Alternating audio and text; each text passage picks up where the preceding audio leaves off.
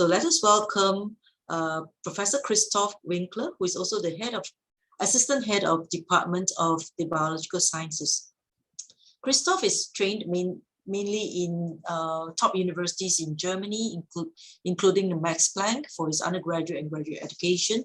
He then went to the US to do his postdoc training. His research interest is in development biology, neurogenetics, and molecular cell biology using zebrafish as a model for biomedical research. So today he's going to share with us about using small fish models for complex human disease. So without further ado, let us welcome Professor Christoph Winkler. Thank you very much, Caroline, for the very kind introduction and for giving me the opportunity to talk about fish. So I hope you can see my slides okay and you can hear my voice okay. Yeah, very good. Good.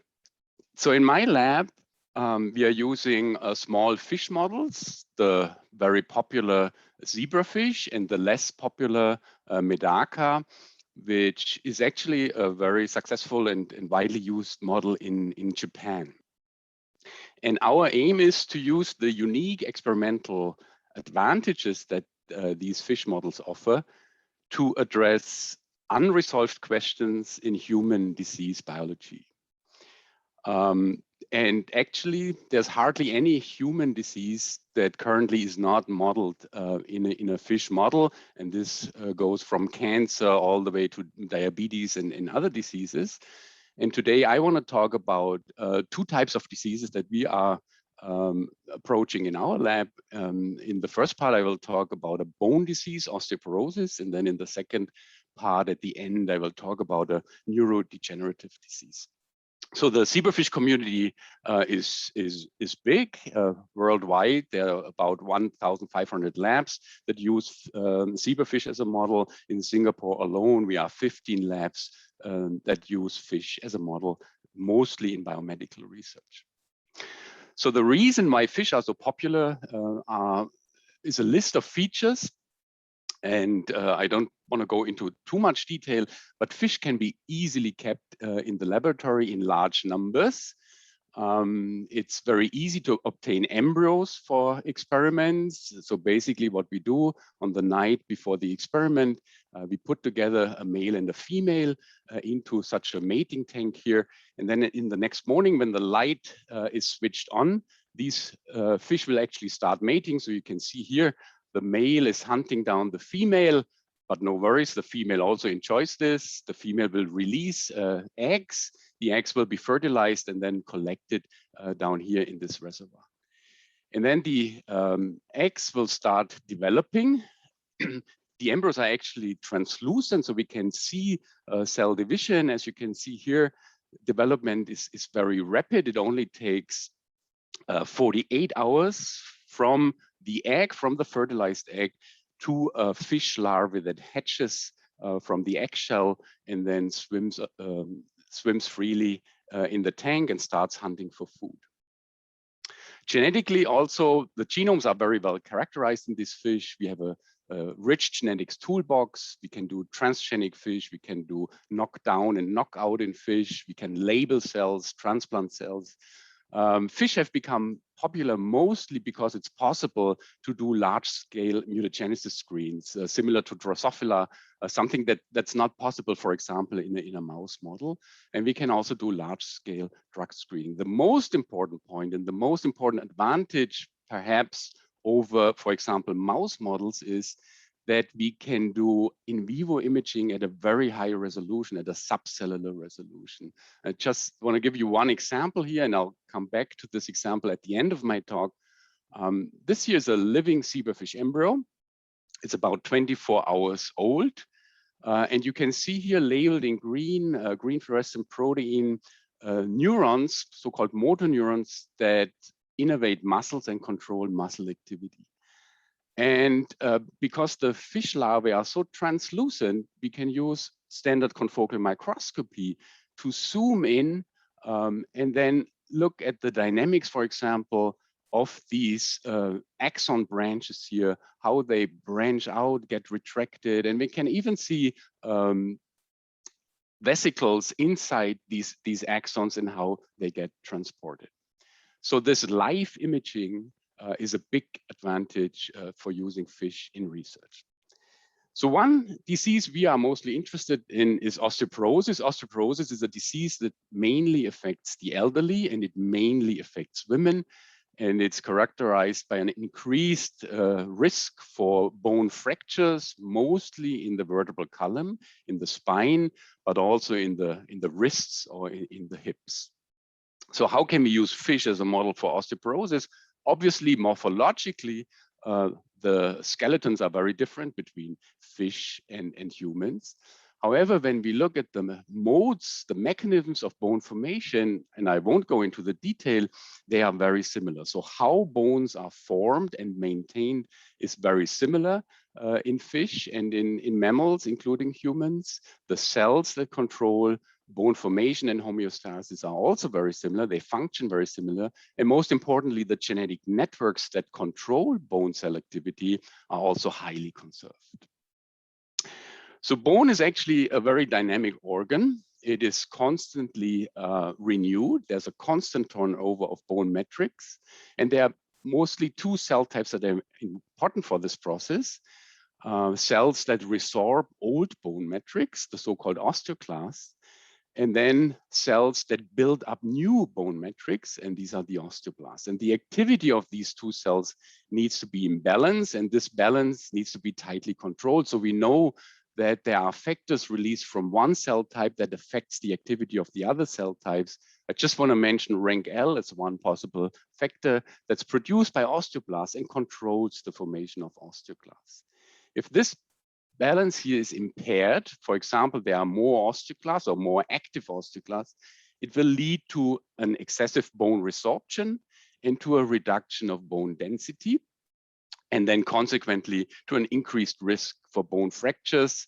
And I just want to highlight again how clinically relevant or how relevant for our society osteoporosis is. 1 in 3 women and 1 in 5 men above the age of 65 actually have an increased risk for osteoporosis. So it's important to understand the underlying mechanisms. We established a fish model for osteoporosis. In this model, we use a transgenic approach. We overexpress this osteoclast-inducing factor RANKL under an inducible heat shock promoter. This promoter also drives CFP. So whenever we apply a heat shock, we keep the fish larvae at an increased elevated temperature. CFP will be switched on, and that tells us also that this osteoclast-inducing factor is switched on. And then when we cross this with another reporter line where osteoclasts are labeled by green fluorescent protein, without the heat shock at an early stage, there are actually no osteoclasts here in the vertebral column. However, when we do the heat shock 2 hours at 39 degrees, there's an excessive formation of osteoclasts. And we know that these osteoclasts are highly active because they actively resorb the bone metrics. You can see here a vertebral body with the spines, the neural arches here. They are completely resorbed under these conditions, and there are also large holes in the bone matrix. So this looks like an osteoporosis-like lesion. If it really is, then we should be able to treat this phenotype with a drug that's commonly used in human osteoporosis therapy. And the drug that we tested is Fosamax, which is a very widely used osteoporosis drug in humans. So in this experiment, again, this is the control. When we don't induce the osteoclast-inducing factor, the bone forms just fine. After RANKL induction, osteoclasts form, and I showed you in the previous slide, then this bone here in the arches gets fully resorbed and holes in the bone matrix are appearing. When we treat these larvae now with Fosamax, it actually does not impair osteoclast formation. The osteoclasts still form, but the activity of these osteoclasts is blocked. And you can see that these spines, the arches here, they form almost normally, and there's also very little, if any, holes in the bone matrix. So that already opens the possibility to use these fish for screening for novel osteoporosis drugs. So in the next step, then we wanted to take advantage of live imaging. And we addressed the question, where do these osteoclasts actually come from? And from humans, it's known that they are derived from macrophages, the cell type that Veronique nicely introduced in the last talk. So what we did is we used confocal live imaging and looked at macrophages. These macrophages here are labeled with a red fluorescent protein. And under non-osteoporotic conditions, you can see that these cells are very dynamic. And again, this is a big advantage of fish because you can actually see the cells moving. You can use live imaging. So this is something that's very difficult, if not impossible, to do in fish. So these macrophages here, they patrol the body. They look for pathological insult, for infection, and so on. But you can hardly see any of these macrophages entering the vertebral column, the bone area here in the middle. And this changes dramatically when we express the osteoclast inducer. Now you can see that these macrophages, they change their morphology, they become much more dynamic, and they accumulate here in the region where the bone is formed in the vertebral column.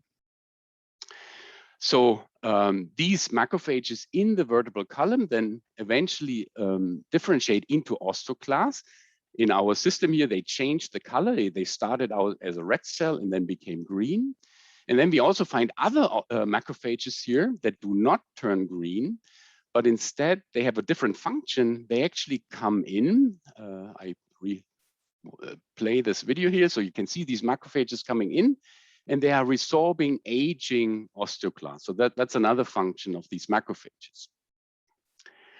But we are mostly interested in the process, how these macrophages actually get recruited to the bone and then differentiate into osteoclasts. So which signals recruit macrophages to sites of bone remodeling and that differentiation into osteoclasts. And how we address this, how we approach this, is transcriptome profiling. We hypothesized that both progenitor cell types, the macrophages as osteoclast progenitors, but also osteoblast progenitors, they produce signaling factors to allow these two cell types to communicate with each other. And this communication, we hypothesize, is important for osteoblast progenitors, macrophages, to become mature osteoclasts and then resorb bone, and these osteoblast progenitors to become osteoblasts that then later on form new bone and repair the bone lesions. What we did then was transcriptome profiling. We took our transgenic larvae that expressed different fluorescent proteins in different bone cell types, dissociated these larvae, purified different bone cell types by FACS, fluorescence activated cell sorting, and then did an RNA deep sequencing. And what we found was that in the osteoblast progenitors, there was a particular chemokine that was highly upregulated after RANKL induction, after we induced osteoporosis, and based on its sequence and its similarity to the human ortholog, we named this chemokine CXCL9-like chemokine. We also identified the receptor for this chemokine and found that in our osteoporosis model, the ligand, the chemokine, is highly upregulated in osteoblast progenitors, whereas the receptor is upregulated in macrophages in osteoclast progenitors. So the next question then was, are ligand and receptor required for osteoglast differentiation? And we did what everybody is doing. We generated mutants using CRISPR-Cas9, and we found that in the absence of the receptor, macrophage recruitment is strongly reduced and osteoclast formation is entirely blocked. When we knock out the ligand, interestingly, we found that macrophage recruitment is not affected. So the ligand apparently is dispensable, but osteoclast formation is strongly reduced. And in both mutants, what we find is that the osteoporotic lesions that we find in the controls after RANKL induction, they are actually prevented in both the receptor and the ligand mutant. The ligand is dispensable, but is it sufficient for macrophage recruitment? Again, we did a genetic trick. We generated clones, individual cells in the fish embryo that produce the ligand, shown in green here. And we could show then that macrophages actually get recruited towards the source of this ligand, towards these green fluorescent cells. And not only get macrophages recruited, but in a similar experiment, we also showed that these recruited macrophages then become osteoclasts. And this showed us that the ligand CXCL9-like alone is sufficient to induce osteoclast differentiation. It doesn't even need RANK-L. This also happens in the absence of RANK-L.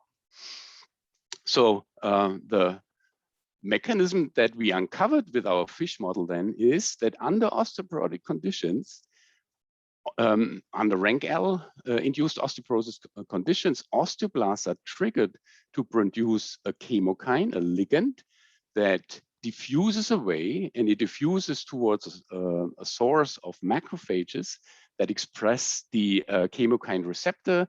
Once the ligand binds to the receptor, the macrophages get activated, get recruited to the bone matrix, and become osteoclasts that resorb bone. And now we are very excited because we also found other signals coming from the macrophages that apparently act on osteoblast progenitors and trigger their recruitment to bone matrix in order to repair the resorbed bone and maintain bone homeostasis. So this is very nice. This is a novel mechanism identified in fish. The question is, does this have any clinical relevance? And interestingly, for a long time already, there are two inhibitors available to block the receptor that we identified, CXCR3.2. And these inhibitors actually, they were already tested in clinical trials. However, unfortunately, not for osteoporosis, but for immune-related disease, psoriasis. So we wanted to know whether these inhibitors can be actually used to block osteoporosis first in our fish model before we move on to the human system. And indeed, both inhibitors were able to protect bone from the osteoporotic insult. So after treatment with these inhibitors, the arches, the spines here in the vertebral bodies persisted, and there were no lesions that were induced by RANK-L in the control situation. So let me spend 2 more minutes on my other project in the lab, a zebrafish model for spinal muscular atrophy. So I'm coming back to my larvae that expresses green fluorescent protein in these neurons that control muscle and control muscle activity, the so-called motor neurons. And these neurons are affected in a very devastating human disease, which is called spinal muscular atrophy, or SMA in short. This disease is caused by the loss of these motor neurons, and it's usually diagnosed very early on after the child is born, when the child is not able to lift its head and shows a reduced muscle tone overall. And then this disease is progressive, so it leads to a progressive paralysis, as you can see in this patient down here, results in muscle wasting, and in many cases in premature death.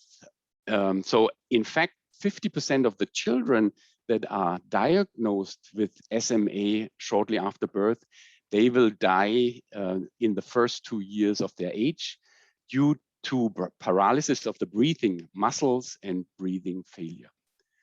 So this is the most severe form, type 1, but there are also less severe forms with a later onset and with weaker symptoms, type 2, type 3, and type 4 forms of SMA.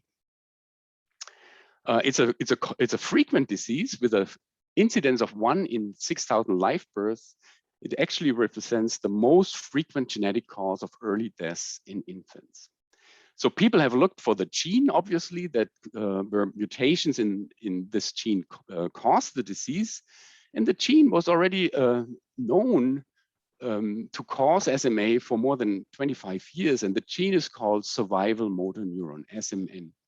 And the surprising fact for this gene is it's actually a housekeeping gene. It's expressed ubiquitously, and it's involved in a very general process, which is controlling pre-mRNA splicing. So the big question in the field that still persists is, if the gene SMN is a housekeeping gene that's required in all cells of the body, why are only the motor neurons affected and why do only motor neurons degenerate? So we established a zebrafish model for this disease, actually for the intermediate, the type 2 form of the disease, SMA, by a genetic trick. I don't have time to explain you the trick, but I show you the phenotype of the mutant. These mutants, they actually develop also through the juvenile stages normally. It's only at around 40 days or so that they become more skinny. And shortly after that, they will actually start dying. And so this nicely recapitulates the symptoms in a type 2 human SMA patient. So now we can do all the tricks that we can do in fish. And for example, look for the survival of motor neurons. And we found that the mutant has reduced motor neurons. They form normally initially, but then eventually they die. And we can also look at the synapse, the contact point between a motor neuron and a muscle. And we found that this was also impaired in the mutant. Eventually, these mutants, they show muscle atrophy.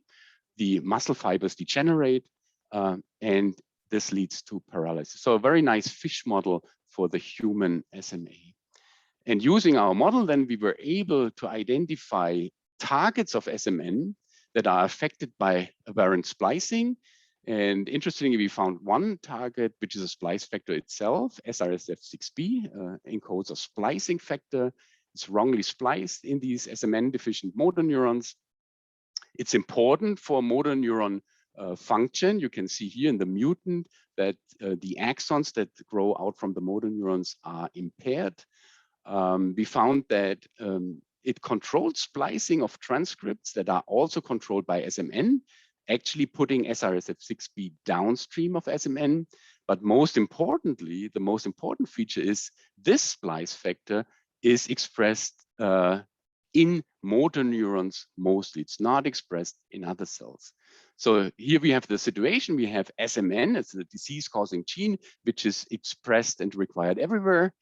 It controls the splicing of another splicing factor, and this splicing factor is only expressed in motor neurons, leading to wrong splicing of genes important for synapse formation. And we think with this, we have one possible explanation how selective motor neuron vulnerability is achieved. So in summary, I hope I have shown you that fish are excellent vertebrate models for biomedical research. Disease-relevant genes are highly conserved. Physiological processes are highly conserved. We can do live imaging and drug testing. And with my last slide, I want to thank the graduate students and postdocs in the lab who did this work, also our collaborators and our funding organizations. Thank you very much.